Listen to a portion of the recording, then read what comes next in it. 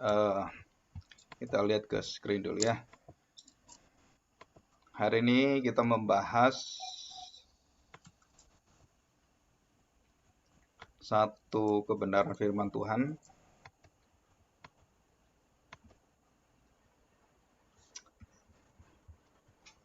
Makna dari kuasa kebangkitan ya.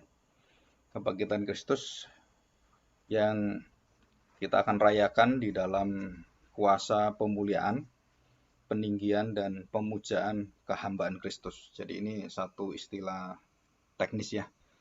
Sebelum kita berdoa, kita masuk dalam pembacaan Alkitab. Efesus pasal 1 ayat 15 sampai 23. Saya bacakan ya. Efesus pasal 1 ayat 15 sampai 23. Perhatikan baik-baik, ini judulnya jelas sekali adalah doa. Jadi ini doa ya, ucapan syukur yang sangat dalam. Doa untuk pengertian tentang kemuliaan Kristus. Ayat 15. Karena itu, setelah aku mendengar tentang imanmu dalam Tuhan Yesus dan tentang kasihmu terhadap semua orang, iman dan kasih. 16. Aku pun tidak berhenti mengucap syukur karena kamu, dan aku selalu mengingat kamu dalam doaku, dan meminta kepada Allah, Tuhan kita Yesus Kristus, yaitu Bapa yang mulia itu, supaya ia memberikan kepadamu roh hikmat dan wahyu, untuk mengenal dia dengan benar. Dan supaya ia menjadikan mata hatimu terang, agar kamu mengerti pengharapan apakah yang terkandung dalam panggilannya, betapa kayanya kemuliaan bagian yang ditentukannya bagi orang-orang kudus, dan betapa hebat kuasanya bagi kita yang percaya sesuai dengan kekuatan kuasanya. Jadi ini kita membahas tentang kuasa. Ya, kuasa, satu kekuatan yang tidak bisa diberikan dunia ini, tapi itu kekuatan berasal dari Yesus sendiri, dari surga, kekuatan yang kekal itu.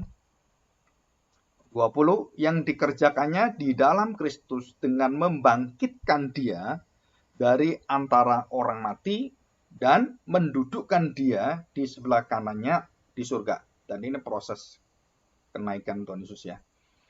21, jauh lebih tinggi dari segala pemerintah dan penguasa dan kekuasaan dan kerajaan dan tiap-tiap nama yang dapat disebut atau boleh disebut, silakan sebut.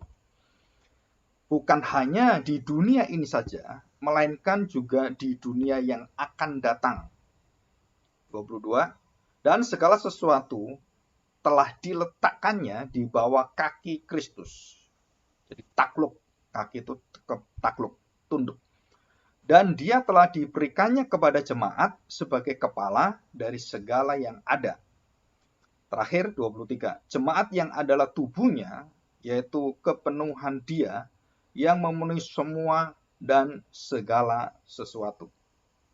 Dan kita bersyukur kita mendengarkan doa Rasul Paulus yang hari ini saya bacakan, dan kita akan membahas doa-doa ini, dan kita mohon supaya Tuhan akan menolong kita, dan khususnya roh hikmat, wahyu yang sudah kita dengarkan, yang sudah dibukakan kepada kita, biarlah roh itu bekerja seluas-luasnya untuk membawa kita mengerti tentang kenaikan Tuhan Yesus dan kuasa kebangkitannya ini ya, dalam arti dia bangkit dan dia mampu untuk menunjukkan sempurnanya karyanya, sempurnanya pelayanannya, sempurnanya pekerjaannya, his works ya, serving, dan juga seluruh daripada apa yang dia kerjakan dari dia menjadi manusia sampai dia mati di kayu salib dan tubuhnya, dagingnya itu tidak terkena kebusukan, tidak membusuk atau decay, jadi tidak bisa seperti kita dikubur itu rusak ya. Tuhan Yesus tidak sama sekali. Dia mati Tetapi kerusakan, kematian yang merupakan kutukan karena manusia jatuh dalam dosa dan dihukum itu tidak mengenai Tuhan Yesus. Ya, Kisah 2 ayat 31.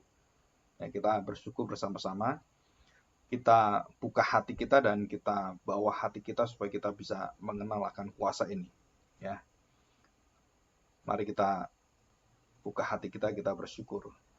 Kami bersyukur sekali lagi, bawalah hati kami Tuhan untuk melihat seperti para rasul melihat Engkau naik ke surga, bukan dengan alat, bukan dengan kuasa-kuasa penipuan seperti tukang sulap, tetapi sungguh-sungguh adalah kuasa kebangkitan.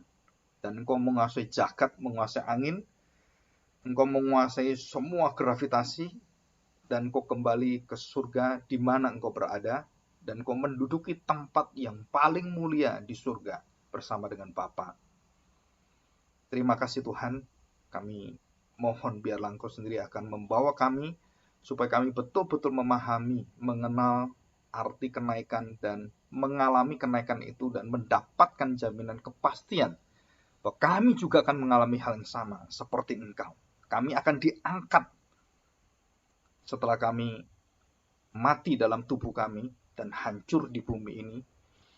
Kami akan dibangkitkan oleh Tuhan dengan tubuh yang baru dan kami menyongsong Engkau bersama-sama. Terima kasih Bapa. Terima kasih Tuhan Yesus. Kami serahkan doa kami. Amin. Ya, kita akan melihat satu masa yang sangat misteri. Ya, saya ingin menjelaskan supaya kita belajar bersama-sama. Untuk mengerti Yesus mati, murid-murid itu sangat sulit menerima untuk mengerti Yesus mati ya. Nah, untuk mengerti Yesus bangkit itu lebih sulit lagi. Jadi ada urutannya gitu. Dan waktu Yesus naik ke surga, mereka tidak pernah kepikiran Yesus itu akan naik seperti terbang seperti itu. Ya, itu nggak ada dalam pemikiran mereka sama sekali. Apalagi murid-murid. Kita tahu bahwa Tuhan Yesus sudah pernah berbicara dan mengajarkan tentang baik itu kematiannya, penderitaannya, baik itu bagaimana dia akan menyatakan kuasanya 3 hari dia akan bangkit. Nah, itu sudah diceritakan semua, sudah diberitahukan, dan murid-muridnya sudah dinasihati, dia akan mengalami kematian, akan mengalami penderitaan yang luar biasa, dan dia akan disalib. Ya. Dan murid-murid sudah diberitahu, kamu jangan kecewa, kamu harus tetap setia. Tetapi kenyataannya adalah omongan-omongan Tuhan Yesus ini, pengajaran dan nasihat, dorongan kepada mereka, itu tidak mempan untuk membawa mereka itu bisa mengerti dengan iman mereka. Nah, ini yang kita lihat, padahal mereka itu bersama dengan Tuhan Yesus. Mereka hidup dengan Tuhan Yesus, mereka menyaksikan mujizat-mujizatnya dengan luar biasa, tapi hati yang berdosa itu masih bisa itu dikuasai dengan ketidakmengertian. Maka mengapa Tuhan Yesus meminta murid-murid diminta menunggu di Galilea? Ya. Dan kita tahu bahwa mereka diminta menunggu di Galilea waktu mendengarkan kabar kebangkitan Kristus, kebangkitannya, murid-murid itu tidak menunggu. Mereka lari untuk melihat bukti dan melihat kubur. Nah, banyak orang melihat bahwa kuburan itu, waktu mereka datang ke kubur, yang pertama yang paling cepat larinya itu Rasul Yohanes, dan kemudian nyusul Petrus dan teman-teman yang lain. Padahal Tuhan Yesus mengatakan, kamu tunggulah di Galilea, kamu tunggu saja di sana. Tapi mereka tidak. Mereka mendengarkan kabar dari wanita-wanita dan ibu-ibu itu, termasuk ibu Tuhan Yesus juga, bahwa Tuhan Yesus tidak ada. Ini bukan bangkit ya, Tuhan Yesus tidak ada. Dan mereka itu tidak menunggu di Galilea, mereka melanggar apa yang dikatakan Tuhan Yesus. Sehingga pelanggaran mereka waktu mendatangi kuburan itu semakin menutup pikiran mereka. Nah, ini yang kita seringkali tidak menyadari, bahwa untuk percaya kebangkitan itu, kita harus dengar firman Tuhan, kita harus mendengar apa yang dikatakan oleh Tuhan Yesus. Kalau Tuhan Yesus katakan, tunggulah di Galilea, ya tunggu saja. Kita jangan memaksakan karena pikiran kita kepingin ngerti, terus kita datangi kuburannya, kita ingin membuktikannya. Padahal Tuhan Yesus katakan, kamu tunggu di Galilea. kuburan Tuhan Yesus itu daerah Yehuda, dekat dengan Yerusalem. Ya, ini satu sisi ya. Nah, yang kedua itu apa? Ketidakpercayaan mereka kepada Tuhan Yesus dan kelambanan hati yang ditegur oleh Tuhan Yesus. Kenapa kamu begitu lamban hatimu? Nah, kita tahu bahwa Tuhan Yesus menjanjikan satu hal yang luar biasa dan kita bersyukur. Dan yang pengajaran tentang kedatangan Roh Kudus ini dan kuasa Roh Kudus ini itu banyak menyimpang ya. Banyak orang-orang yang mengajar itu dikotakkan dalam hal-hal khusus yang tertentu dan mereka tidak pernah melihat bahwa Roh Kudus datang itu sebenarnya untuk membukakan, memimpin orang pada kebenaran bahwa kebangkitan kematian Tuhan itu dan kuasa kenaikannya itu tidak bisa dimengerti dengan kuasa manusia, dengan pikiran manusia. Ini contohnya murid-murid Tuhan Yesus itu susah, nggak bisa. Mereka nggak bisa tembus itu. Mereka tidak percaya bahwa Yesus bangkit. Apalagi naik ke surga. Apalagi nanti dimuliakan. Nah, mereka harus mendapatkan pertolongan dari Tuhan Yesus sendiri. Dan Tuhan Yesus mengatakan bahwa kalian harus ditolong dengan roh penolong, yaitu Roh Kudus. Nah, Roh Kudus ini punya pekerjaan membawa kebenaran dan membawa orang akan tahu hukuman-hukuman dan penghakiman Allah dan membawa mereka untuk menjadi orang-orang yang semakin mengenal Kristus dan melihat kemuliaan Kristus dalam hidupnya. Jadi Roh Kudus ini pekerjaannya cuma satu kalau singkatnya, memuliakan Kristus. Itu dalam Yohanes 14 dan 16 itu jelas sekali. Ya, pekerjaan terpenting, terutama, yang paling terhormat dan yang paling tertinggi adalah pekerjaan Roh Kudus, adalah memuliakan Kristus. Bapa memuliakan Kristus, Roh Kudus memuliakan Kristus. Jadi Yesus Kristus dimuliakan Bapa dan dia mengembalikan lagi, dia memuliakan Bapa dan dia juga memuliakan Roh Kudus. Jadi ketiga oknum ini saling memuliakan. Ya. Jadi ini kita melihat bahwa kemampuan manusia, para rasul yang dekat dengan Tuhan Yesus itu sulit menerima kebenaran-kebenaran ini. Jadi kita jangan kaget kalau ada orang dari agama lain, iman lain. Waktu kita jelaskan tentang kebangkitan Kristus, kenaikan Yesus, mereka nggak akan mudeng, nggak akan tahu, nggak bisa tahu, nggak akan mampu mengerti. Kecuali satu, firman itu yang mereka dengar, itu mendapatkan anugerah pertolongan Roh Kudus, baru dia terbuka. Kalau enggak bisa. Ya, jadi itu ada karya Roh Kudus, karya Allah. Itu bisa dilihat tentang kelahiran baru ya. Kelahiran baru, orang tidak bisa masuk kerajaan Allah kalau bukan kuasa Roh Kudus melahir barukan dia. Nah, kita melihat begini. Kita flashback sedikit ya. Ini saya harapkan karena liburan, jadi saudara nggak perlu tergesa-gesa kita belajar mendetail hal seperti ini. Kita lihat bahwa datang itu artinya turun. Bagaimana Tuhan Yesus itu merupakan puncak dari pewartaan, pewahyuan Allah dan wujud daripada kemuliaan Allah yang menjadi manusia dan seluruh pekerjaannya itu menyatakan hati Bapa yang tuntas, yang sempurna di dalam karya pelayanan Kristus. Nah, kita bersyukuri.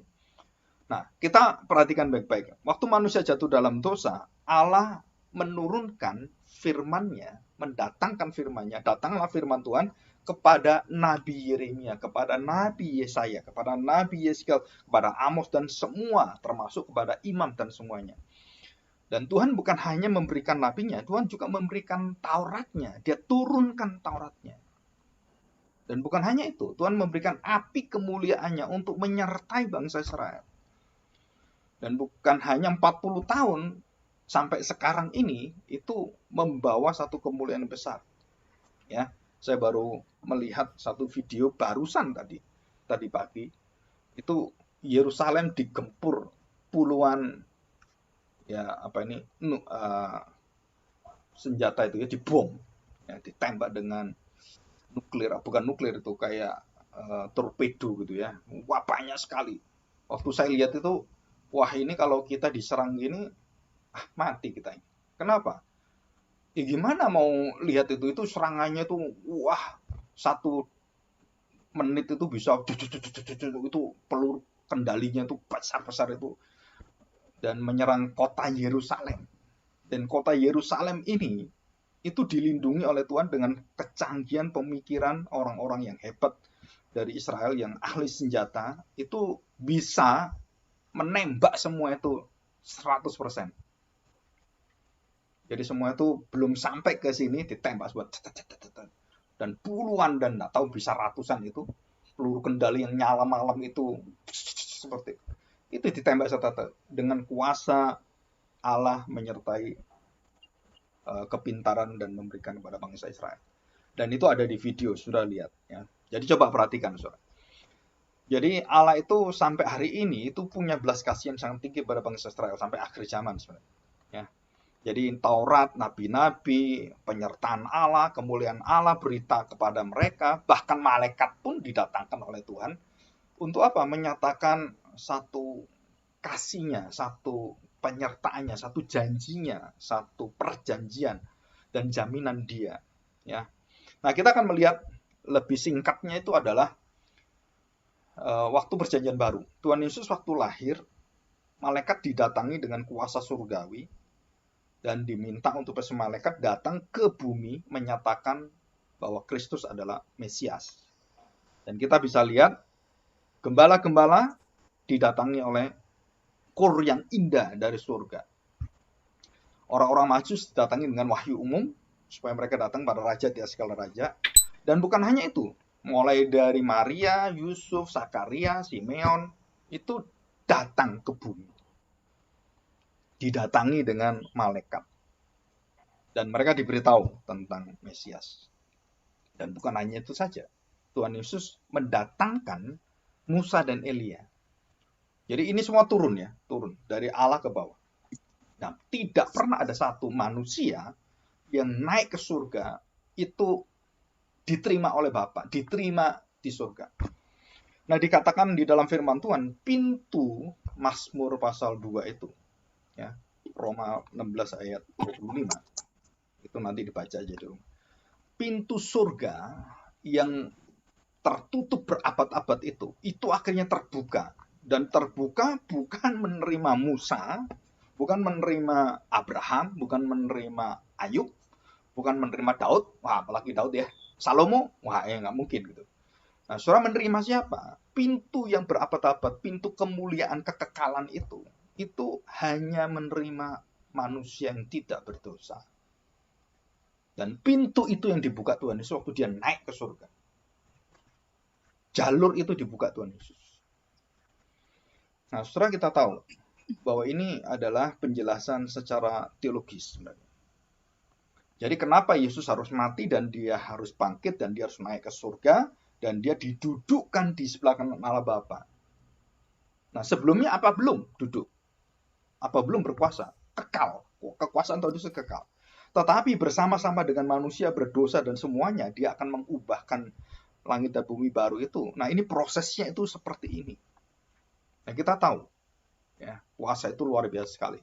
Ya, kita lanjutkan. Kita tahu bahwa setan itu diturunkan oleh Tuhan Yesus di dalam penghukuman. Nah, nanti akan dimasukkan, dihempaskan dalam neraka, hukuman kekal. Dan setan-setan ketemu Tuhan Yesus, mereka takut semua. Kenapa? Karena kuasa Tuhan Yesus itu, dia datang dan dia bisa membawa orang untuk dimasukkan ke dalam hukuman kekal. Perhatikan, setan itu tahu. Semua setan, Lucifer tahu. Bahkan Lucifer itu dienyahkan, nyalah kamu, diusir oleh Tuhan Yesus. Nah, kita lihat ini ya. Jadi kuasa Tuhan Yesus itu sebenarnya kuasa yang nggak ada tandingannya. Kita akan belajar ini. Jadi Tuhan Yesus waktu mati, dia kemudian bangkit dan dia naik ke surga. Nah, apa yang dia kerjakan? Nah, kita akan melihat ada 7 kemuliaan yang luar biasa. Dan ini menjadi jaminan bagi kita untuk mengerti ini. Sehingga kita bukan orang yang takut dengan penderitaan, takut dengan kematian, takut kehilangan, takut dan semuanya.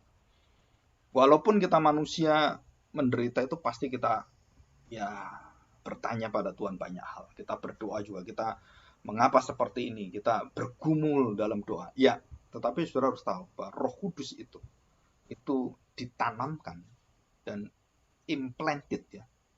di dalam seluruh hidup kita dengan kuasa darah Kristus, itu menolong kita dalam kelemahan-kelemahan kita. Ya. Nah, kita bersyukur hal ini. Ya, ini saya bawakan ini supaya kita tahu latar belakang situasi kondisi.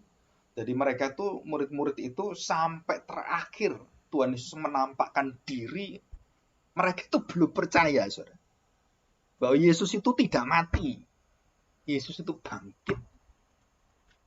Kenapa? Karena waktu Yesus menampakkan diri kepada mereka, mereka kaget, Yesus dianggap hantu, bukan Tuhan. Dan itu tercatat dalam Alkitab. Jadi perhatikan, rasul-rasul saja yang hidup bersama dengan Kristus itu bukan hanya keraguan, ya, ketidakpercayaan. Melihat Yesus yang dengan tubuh kemuliaannya itu dianggap setan gitu, hantu, coba. Itu nggak masuk akal, kan? Tetapi itu manusia kita yang lemah ini nggak bisa terima hal surgawi kuasa yang mulia ini, kita nggak bisa. Tuhan Yesus lah yang menyapa mereka, Tuhan Yesus lah yang memberitahu mereka dan mencelikkan hati mereka, membuka hati mereka. Dan dikatakan dalam Efesus pasal 1 yang sudah kita baca tadi, mata hatimu terbuka dan dicelikkan oleh Tuhan. Tanpa itu kita nggak tahu. Ya. Jadi pertanyaan kita adalah, apakah Tuhan Yesus itu kekurangan pamer gitu? Sehingga murid-murid itu begitu banyaknya mujizat, kok nggak percaya-percaya gitu. Apa perlu ditambah lagi mujizat yang hebat sekali supaya lebih percaya? Nggak bisa. Karena bukan itu. Banyak orang percaya Tuhan Yesus, tentang mujizat Tuhan Yesus, belum tentu mereka diselamatkan, belum tentu mereka lahir baru. Ya. Bahkan kota-kota yang dikutuk oleh Tuhan Yesus, kota-kota yang banyak menerima mujizat-mujizat Tuhan Yesus. Ya, Bethsaida, Khorazim, Kapernaum, di mana Yesus tinggal, dia ngantor di dalam seluruh hidupnya. Pusat misi dia itu adalah Kapernaum. Naham itu artinya adalah hiburan, sukacita, satu kegirangan, satu kegembiraan. Jadi satu dorongan kekuatan Allah mendukung engkau. Nabi Nahum, Kapernaum, Makham itu sama artinya. Kafir itu artinya desa. Ya. Nah, saudara perhatikan. Jadi mulai dari jalan salib, kebangkitan Kristus, itu murid-murid itu menolak dan tidak taat dan susah menerima karena kelemahan mereka dan dosa-dosa ada. Itu harus ada yang menolong. Ya. Selain Tuhan Yesus menjanjikan bahwa ada seorang penolong yang akan terus menyertai kamu dalam kelemahan. Ya. Oke, kita lanjutkan. Saudara, kemuliaan Tuhan Yesus turun ke bumi itu membawa satu kemenangan yang luar biasa. Ya. Apa kemenangan? Perhatikan saudara kalimat saya. Belum pernah ada satu manusia bangkit dan menang dari kematian, maut, dan dosa. Satu-satunya adalah Yesus. Kenapa saya katakan demikian? Karena dia disebut sebagai anak Allah yang juga anak manusia. Adalah anak di dalam daging seperti kita yang sulung. Apa artinya sulung? Firstborn. Jadi yang pertama dan yang terakhir. Jadi maksudnya begini, kebangkitan orang mati itu yang bisa melakukan adalah Yesus dan tidak ada yang lain. Jadi kalau saya suci, saya kudus gitu ya, terus saya kemudian bisa tidak ada dosanya, wah saya tidak akan mati, saya akan bangkit gitu. Nggak bisa. Kenapa? Artinya bahwa Tuhan Yesus itu satu-satunya manusia yang bangkit dari kematian, dari dosa. Dan tidak ada manusia lain setelah Tuhan Yesus yang mampu bangkit dari kematian. Itu artinya sulung. Pak, kan kita ini bangkit akhir zaman. Iya, tapi kamu bangkit di dalam tubuhnya, bukan tubuhmu. Dalam tubuhnya yang ditanam dalam tubuhmu, menjadi perjamuan kudus yang kita ingat itu, dan dengan tubuh Kristus di dalam tubuhmu, dia mengubahkan tubuhmu dengan tubuh yang baru dari tubuh Kristus. Jadi tubuhmu adalah bait Allah, tubuh Kristus, dan barulah kamu bisa dibangkitkan. Jadi kamu sendiri gak bisa. Dan hanya Yesus satu-satunya manusia yang bangkit dari kematian, yang mengalahkan maut, dan hanya Tuhan Yesus. Kita semua adalah ditanamkan di dalam tubuh Kristus darahnya. Sehingga kita bisa mengalahkan maut, kita tidak masuk di dalam hukuman kekal, karena tubuh Kristus ada tubuh anak manusia yang tidak berdosa. Hidup tinggal dalam diri kita. Di situ. Baru kita bisa mengerti kematian Kristus, kebangkitannya, dan kenaikannya. Peninggian dan kemuliaan. Nah, saudara, ini satu rahasia yang tertutup berabad-abad, dan itu diceritakan oleh para rasul. Ya, di Alkitab banyak sekali tentang misteri rahasia ini. Dan itulah kenapa orang yang tidak percaya pada Yesus tidak ada pintu masuk ke tubuh yang baru, kemuliaan kekal. Dan tidak akan dinaikkan, dibangkitkan. Ya, tidak akan dimuliakan. Kita akan dimuliakan, yang percaya. Oke, kita lanjutkan. Saudara, sebelum Tuhan Yesus naik, dan ada satu peristiwa yang unik, ada 3 peristiwa, pelantikan dan pengurapan Tuhan Yesus. Unik sekali. Saudara, artinya ini anugerasi. Anugerasi itu satu pengakuan di hadapan manusia, di hadapan dunia, dan di hadapan segala bangsa dan segala penguasa, segala zaman sebenarnya. Jadi apa artinya? Yang pertama, Tuhan Yesus waktu dibaptis oleh Yohanes, kemudian turunlah roh itu datang mengurapi dia, melantik dia. Dan ada suara pengakuan dari Bapa Surgawi yang mengatakan, inilah anakku yang paling berkenan kukasih dan semuanya. Ya. Dan itu yang pertama. Jadi artinya apa? Satu-satunya manusia yang berkenan kepada Bapa dan sempurna, tanpa dosa, tanpa kesalahan, tanpa penyimpangan sedikit pun, dan taat luar biasa dan sampai tuntas, yang akan menggenapi Taurat dan seluruh tuntutan hukum Taurat dan semuanya, itu adalah anak manusia Tuhan Yesus. Yang kedua, saudara, kita masih ingat dalam Markus, ya, dan juga dalam Yohanes. Kita lihat Markus pasal 14 ayat 9. Kita nggak usah baca, nanti saudara baca. Ada pengurapan yang dilakukan oleh tanda petik wanita yang sangat berdosa, penuh dengan perzinahan dan penuh dengan kerasukan setan. Ya.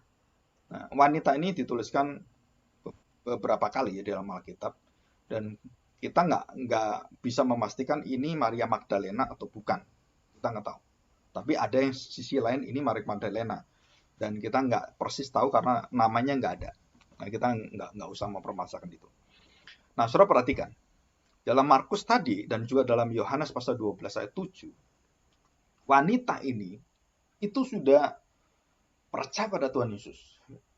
Karena sudah disembuhkan dosanya, perzinahannya, roh zinanya, roh najisnya, itu sudah ditahirkan oleh Tuhan, sudah diubahkan oleh Tuhan. Dan kemudian dia tuh menyimpan minyak narwastu yang sangat mahal sekali. Sangat mahal narwastu itu. Ya, itu minyak yang harganya bisa puluhan juta itu. Sangat mahal dan baunya itu sangat semerbak sekali. Nah, dia membawa minyak itu dan dia melihat Tuhan Yesus, dan Tuhan Yesus dalam minggu-minggu sengsara dan mau disalibkan itu, wanita ini membawa minyak dan dia datang bersimpuh dan di ujung kaki Tuhan Yesus. Dan dia mengambil kaki itu dan dia menangis di sana dengan air mata yang begitu besar, karena dia tahu betapa berdosanya dia. Dan betapa menjijikannya dia dalam dosanya sebagai seorang pelacur itu. Apa yang dia lakukan? Dia menangis dan tetesan air matanya itu membanjiri ya. Dalam bahasa hiperbola. Itu membasahi kaki Tuhan Yesus. Kaki yang akan ditusuk dengan paku. Dan Tuhan Yesus mengatakan satu kalimat yang menakjubkan sekali. Saudara, kadang-kadang kita pikir yang bisa mengurapi Tuhan Yesus itu adalah imam besar, seorang rohaniawan yang tinggi luar biasa. Enggak. Tuhan Yesus dengan benar-benar dirancang oleh Bapa Surgawi, yang mengurapi Tuhan Yesus adalah orang perempuan yang paling berdosa, yang penuh dengan roh perzinahan, penuh dengan roh-roh kegelapan itu. Dan dia menangis. Dan air matanya itu menandakan satu pertobatan kesucian yang luar biasa. Dan dia melihat itu, dan dia melihat apa yang akan terjadi pada Tuhan Yesus. Dia menangis luar biasa. Harusnya saya yang mengalami penderitaan seperti itu. Dan seluruh kaki Tuhan Yesus itu basah semua. Bagaimana nangisnya itu saya nggak bisa ngerti. Saudara. Saya pernah lihat anak kecil nangis, air matanya banyak gitu ya. Tapi mungkin kalau banyak dan besar gitu ya, memproduksi air mata itu gimana bisa sampai seperti ini. Daud juga sama. Daud itu bantalnya, tempat tidurnya, tempat dia meletakkan kepala itu basah karena menangis. Jadi Daud pun dalam dosanya itu bisa menangis seperti itu waktu dia jatuh dengan Batseba. Ya.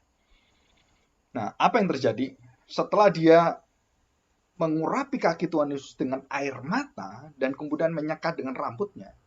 Wanita itu mengambil dan mencurahkan minyak narwastu di atas kepala Tuhan Yesus. Apa artinya? Saudara, Tuhan Yesus mengatakan, ini adalah satu yang berbalik luar biasa. Biasanya yang melakukan itu imam besar gitu kan. Yang melakukan itu orang yang dianggap disaring, diseleksi, yang paling tertinggi rohani, yang paling baik. Itu berada di puncak dan kemudian mengurapi raja, mengurapi para imam yang akan melayani dan semuanya. Tetapi hari ini Tuhan Yesus memperlihatkan pada kita satu peristiwa yang terjadi 2000 tahun yang lalu. Dia diurapi oleh seorang perempuan yang sangat-sangat hina.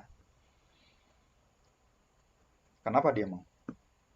Dan mengapa itu mutlak harus dilakukan? Saudara, artinya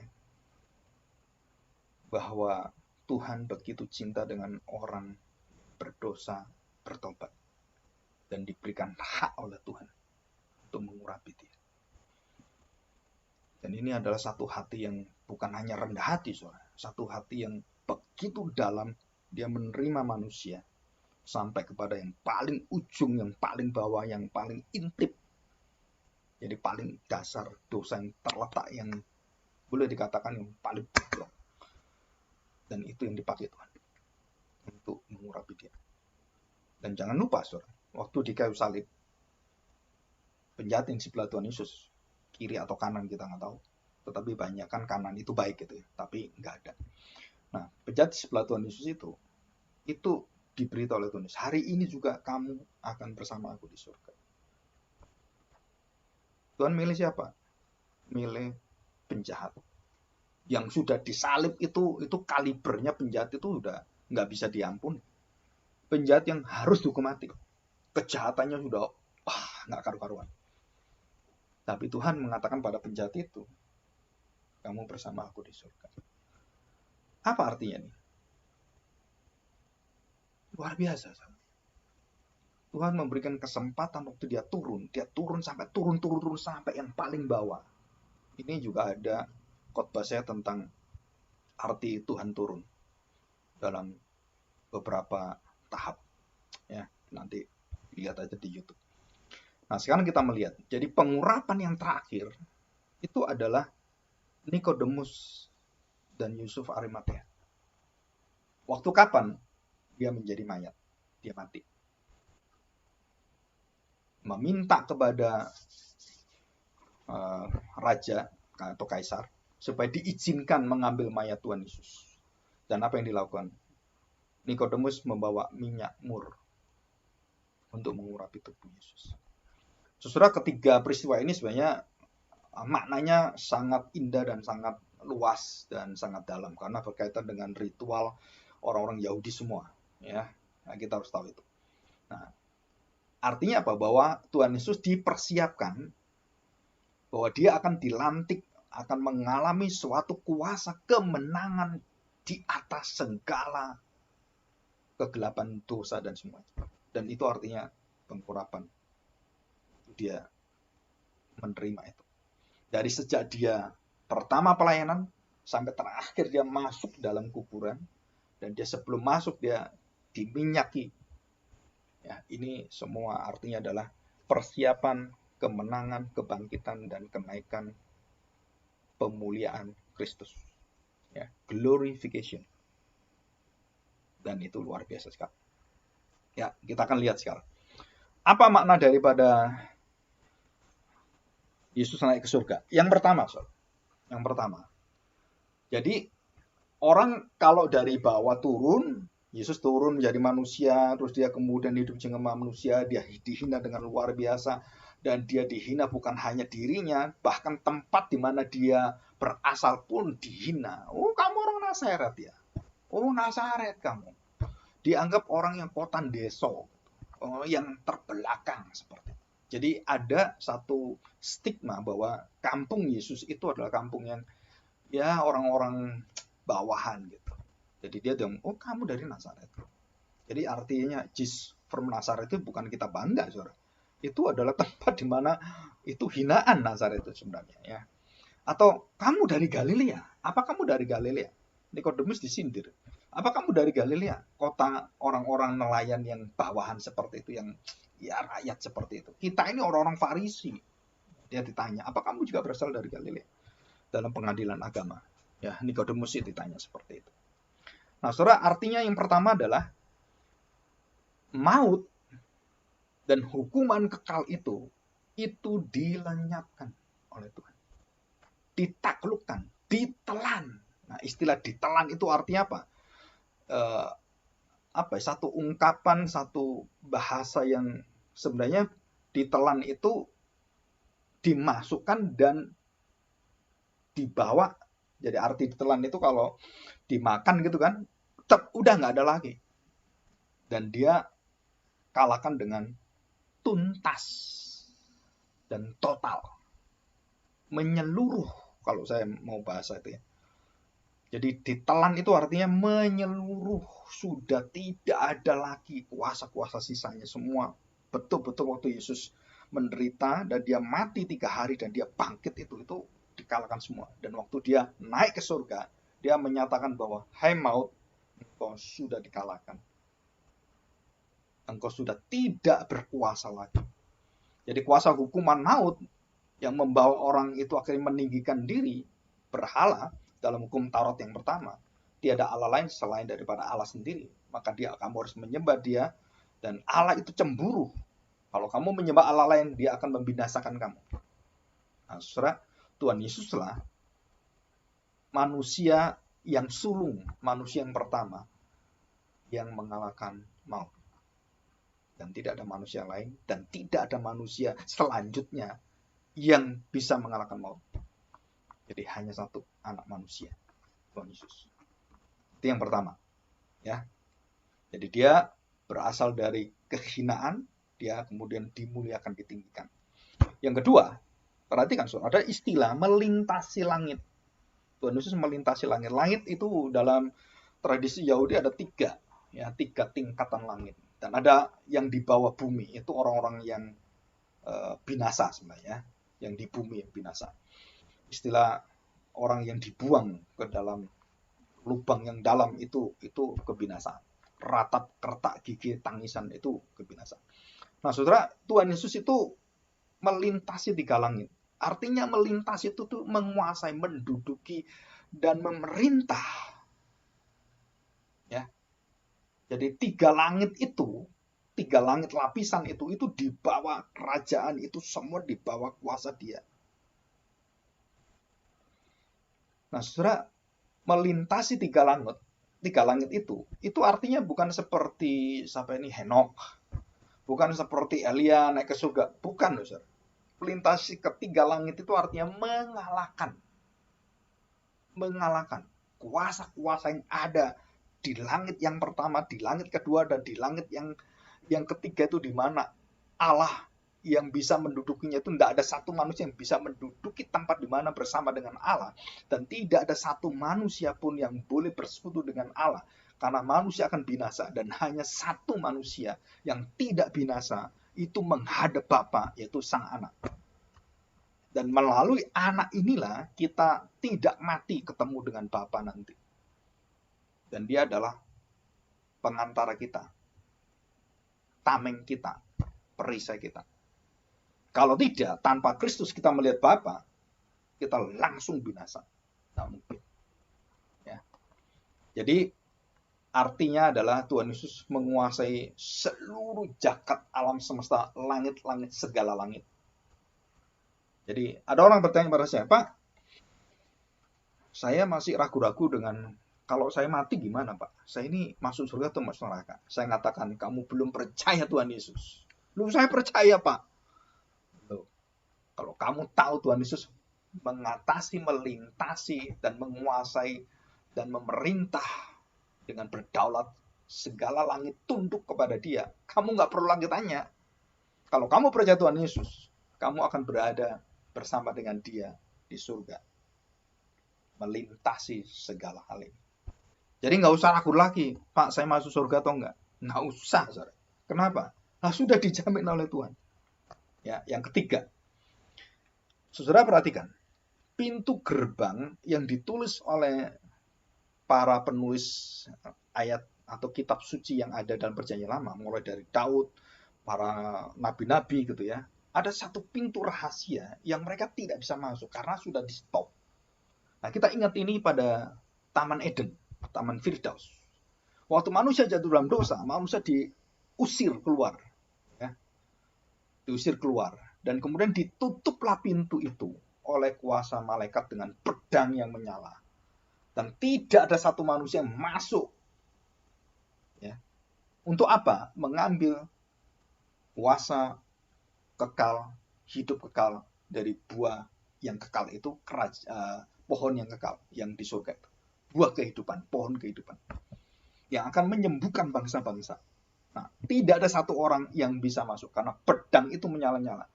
Ada pengadilan Tuhan. Dan tidak mungkin orang berdosa masuk ke sana. Tidak mungkin.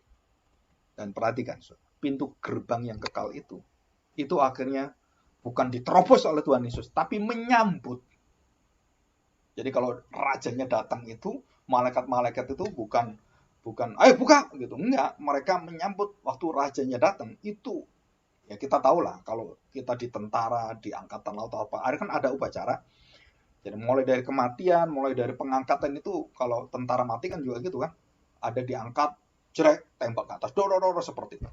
Nah, ini juga sama, ada satu kemuliaan yang luar biasa. Jadi waktu dia berjalan menuju pintu gerbang yang tertutup itu karena dosa manusia, pintu gerbang itu waktu dia datang dibuka dan disambutlah sang raja itu dengan luar biasa, dengan pujian kemenangan yang hebat sekali. Jadi Tuhan Yesus waktu naik ke surga, manusia sulung dan tidak ada yang lain, dan masuk ke sana, itu pujian yang besar yang datang dan gegap gempita luar biasa. Ya. Yang keempat, saudara, menduduki tahta kerajaan kekal yang tertinggi dalam mahkota kemuliaan yang besar. Bapa, artinya begini, saudara. Jadi Tuhan Yesus telah berkarya luar biasa dan tuntas menjalankan kehendak Bapaknya, maka Bapaknya itu bangga luar biasa. Dan Bapaknya itu sangat kayak orang itu ya apa ya, suka gitu ya. Anaknya itu berhasil dan dia kemudian dari karya yang sudah dikerjakan tuh, Allah itu memberikan tempat, yaitu duduk sebelah kanan Bapa surgawi. Itu bukan arti ada bangkunya duduk, itu bukan. Itu satu ungkapan. Apa artinya duduk sebelah kanan? Itu artinya adalah bersama dengan Bapa, bersama dengan kemuliaan Allah Bapa itu. Kerajaan yang kekal itu, Bapa dan Anak itu akan memerintah dan Bapa menyerahkan pemerintahan pada Anak. Bukan Bapa tidak memerintah, dia memerintah bersama dengan Anak. Dia menyerahkan semuanya. Apakah kemudian Bapa nggak ada kuasanya? Enggak, sama-sama kuasa. Bapa, Anak, dan Roh Kudus itu sama-sama kuasa. Mereka memiliki satu teonomi. Teonomi itu artinya pengaturan pribadi Allah itu. Jadi Bapa itu sumber kebenaran yang mengutus Anak, Anak mengutus Roh Kudus, dan yang menjadi manusia adalah Anak, bukan Roh Kudus, bukan Bapa. Dan itu diatur dalam kekekalan Allah Tritunggal itu. Jadi kita nggak bisa ngotak-ngatik ini. Karena itu bukan wilayah kita. Kita hanya diberitahu melalui firman Tuhan. Jadi satu kebanggaan satu kerinduan, Allah itu menunggu manusia. Siapa yang bisa ini? Enggak ada. Akhirnya dia mengutus anaknya dan menjalani semuanya. Dan waktu anaknya berhasil, sukses, dan naik ke surga, maka sambutan Bapa itu luar biasa. Dia bangga dengan anaknya. Dan tidak ada manusia yang dikatakan, inilah anakku, kepadanya lah aku berkenan. Aku mengasihi dia. Nggak ada. Ya. Ini yang keempat. Ya. Jadi artinya bahwa dia memerintah sebagai raja itu dalam Mazmur 110. Sudah dikatakan di situ dalam Efesus pasal 1 tadi ayat 15-23. Ada satu kata-kata tumitnya. Jadi Tuhan Yesus itu mengalahkan maut, mengalahkan dosa itu ada kuncinya. Ada kekuatannya, ada teladannya. Dan kita kalau menjalankan itu, menjalankan hidup Kristus itu, kita akan diberi jaminan oleh Tuhan, dan dengan kuasa Roh Kudus itu kita bisa mengalahkan dosa. Kita bisa mengalahkan manusia daging kita ini. Kita bisa. Karena itu dijanjikan. Itu adalah hidup baru. Hidup yang bukan hanya bertobat, tapi mampu berjalan dalam kebenaran. Berbalik bersama dengan kuasa Roh Tuhan itu, kita dimampukan untuk menjalani hidup serupa dengan Kristus. Dan waktu kita jatuh, Roh Kudus yang akan menolong kita. Terus, sampai kita sempurna, ditahirkan. Air itu istilah ditahirkan. Lahir dari air dan roh. Dan roh itu artinya adalah kuasa yang menyertai kamu, mengangkat kamu, dan memberikan kamu kuasa itu. Yeskiel 34 dan 36. Saudara baca di sana. Satu perjanjian yang baru. Ya. Dan kita melihat ini, kalau kita lihat di Alkitab gitu ya, Matius 28 ayat 18 sampai 20 dikatakan bahwa segala kuasa di surga, di bumi, dan semuanya sudah diberikan kepadaku. Nah, saudara ingat itu ya. Jadi tidak ada kuasa yang dia tidak menguasai. Semua seluruh jagat, wilayah lintasan bangsa apapun, saudara. Yang dulu, sekarang, sampai selamanya itu di bawah dia. Dan perhatikan, segala lidah akan mengakui Yesus adalah Tuhan. Dalam Filipi pasal 2. Dan 1 Korintus 15 ayat 24-28. Jadi ia adalah satu-satunya manusia yang tidak takluk atau ditaklukkan oleh penderitaan dan segala dosanya. Ya. Oke, kita yang kelima. Nah, saudara, kita masuk yang lebih dalam lagi adalah, saudara, ini pengertian rohani ya, bukan jasmani, bukan pernikahan ini ya, bukan anak dalam fisik, bukan. Tapi Tuhan memberikan benih rohani dalam setiap tubuh orang percaya. Kalau dulu Abraham, benih fisik yang dijaminkan kamu akan menghasilkan dan menurunkan bangsa yang diberkati Tuhan. Jadi bangsa Israel dan semua bangsa melalui Abraham. Itu seed, benih. Dan kemudian dari benih itu ada satu benih di atas segala benih-benih itu. Keturunanmu, dagingmu itu adalah Mesias. Nah, ini penting ya. Jadi the seed of ini dari yang kekal, eternal. Nah, waktu benih itu dikatakan oleh Abraham, kamu akan mendapatkan benih, dan benih itu kemudian akan menjadi manusia, tunas itu menjadi manusia, dan di dalam Kristuslah, dalam tubuhnya lah, kita diberi tubuh yang baru dan roh yang baru. Dan kemudian saya memiliki gitu ya, satu kuasa memberitakan firman dalam roh ini ya, dalam roh. Dan roh itu akan memakai kuasa kita, omongan kita. Jadi Roh Kudus itu tidak, banyak pendeta yang rada-rada ngaco ini ya. Dia ketemu Roh Kudus berfirman gitu. No, saudara perhatikan. Roh Kudus memakai orang percaya untuk menyatakan firman dan memberikan firman sebagai benih yang ditaburkan. Jadi Roh Kudus sendiri tidak kemudian menggantikan posisi gereja, jemaat, orang percaya bersaksi pada dunia, menebarkan benih itu. Bukan. Tuhan Yesus sudah serahkan pada gereja, sudah serahkan pada orang percaya, dan Roh Kudus yang menyertai orang percaya. Jadi bukan Roh Kudus yang menyebarkan itu. Bukan. Tapi kita semua menyebarkan apa? Kuasa hidup Kristus. Benih-benih ilahi itu. Ini warisan kepada orang percaya. Dalam Efesus pasal 2 ayat 2-4 yang tidak bisa binasa. Jadi Petrus mengatakan, emas perak tidak ada padaku, tapi Kristus Yesus namanya aku akan berikan kepadamu. Nah, itu saudara.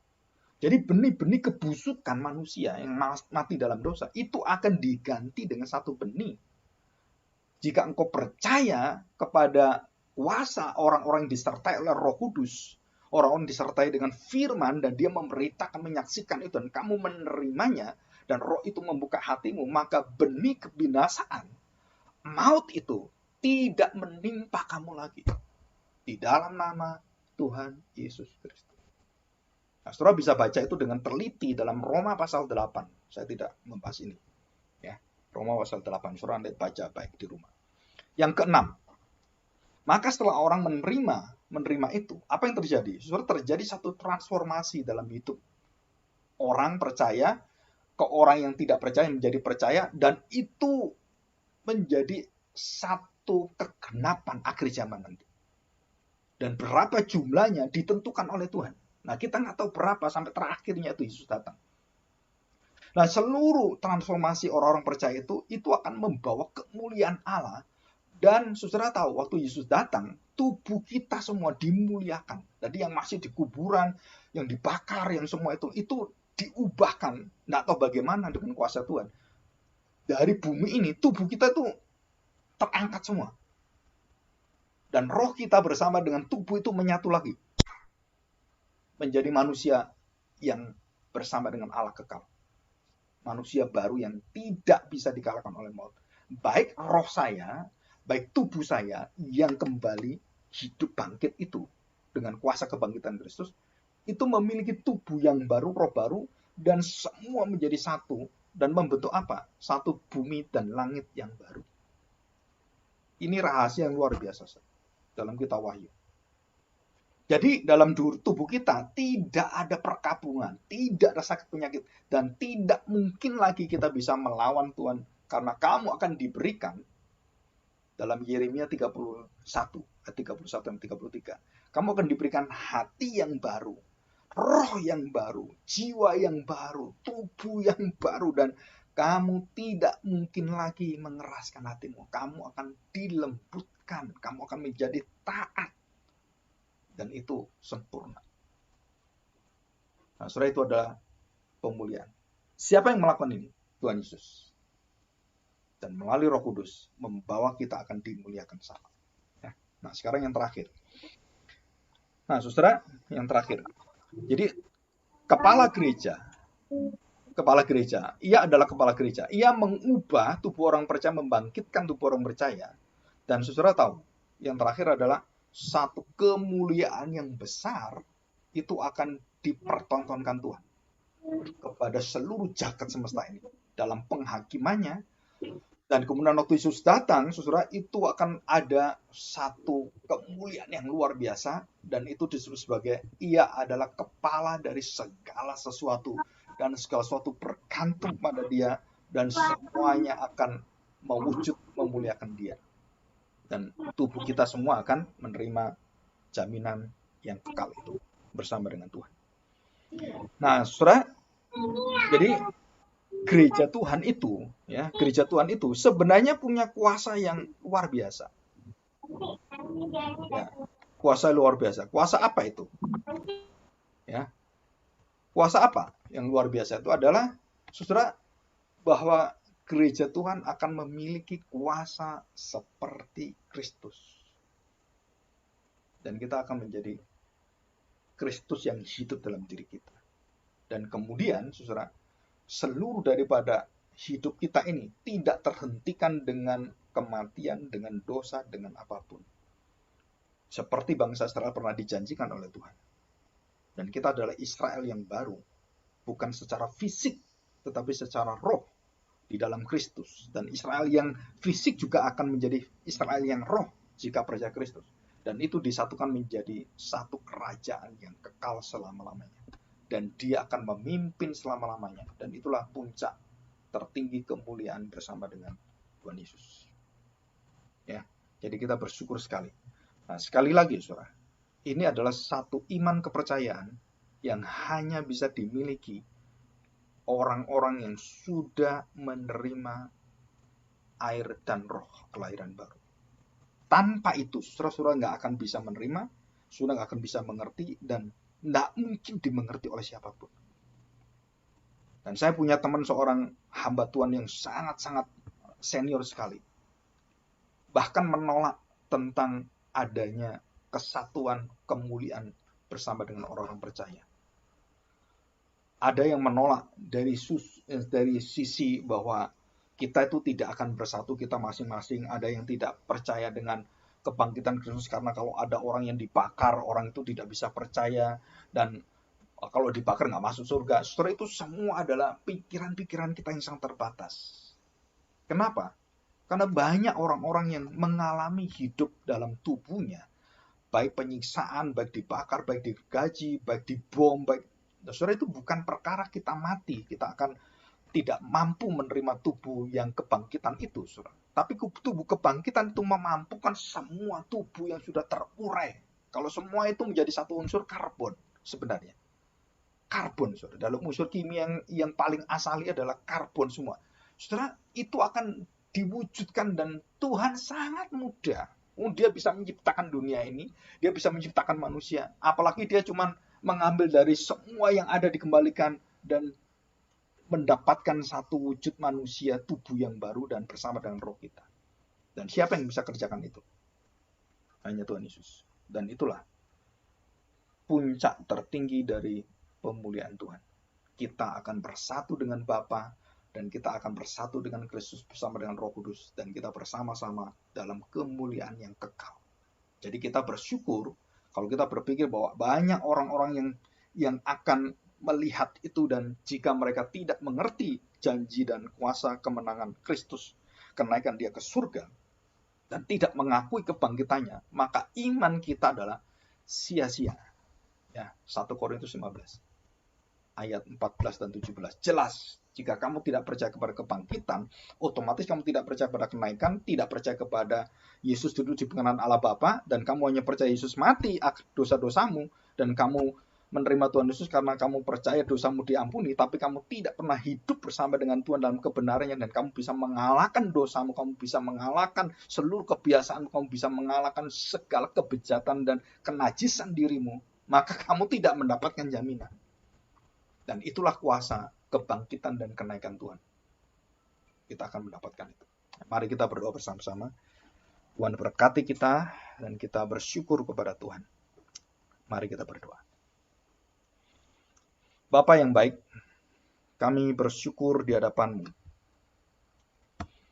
Karena kami sungguh-sungguh percaya bahwa apa yang sudah kami dengarkan adalah sudah tertera, sudah dijaminkan oleh Tuhan.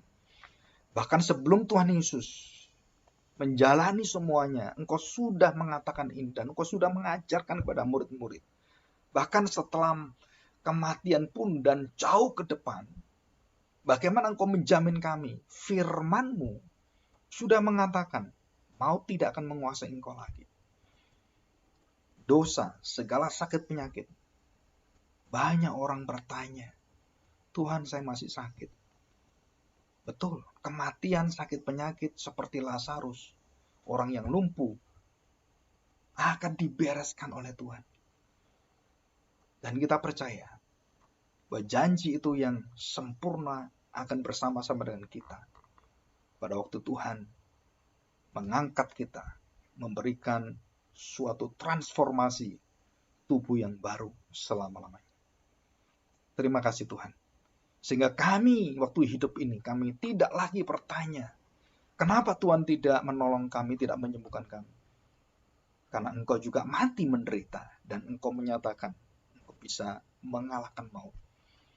Maka kami percaya Tuhan, kalaupun kami seperti Sadrak, Meshach, dan Abednego, mengalami satu tantangan, satu penderitaan, satu penyiksaan, dan satu kematian di depan kami harus berani mengatakan, kalaupun Allah tidak menolong kami tidak takut dan kami tidak akan menyembah Engkau, Nebukadnezar. Kami tidak menyembah manusia dan kami tidak akan menyangkali Tuhan kami. Dan disitulah hadirat anak Allah, anak manusia hadir di tengah-tengah mereka. Dan kemudian mereka dimuliakan. Sehingga api yang begitu besar menyala tidak menghanguskan tubuhnya, rambutnya. Tuhan, kami percaya Sadrak, Mesak, Abednego semua mati dan berada di tanah sampai hari ini. Dan nanti akhir zaman kami semua akan menerima janji yang sempurna itu. Terima kasih Tuhan. Itulah iman yang Kau berikan. Itulah iman kemenangan, iman kebangkitan. Bukan berdasarkan kuasa-kuasa mujizat yang kami lihat, tetapi yang tidak kami lihat, tapi kami percaya. Itulah yang membawa kami melihat kerajaan yang kekal, melihat Engkau selama-lamanya. Di dalam nama Tuhan Yesus kami serahkan doa kami. Amin. Amin. Puji Tuhan untuk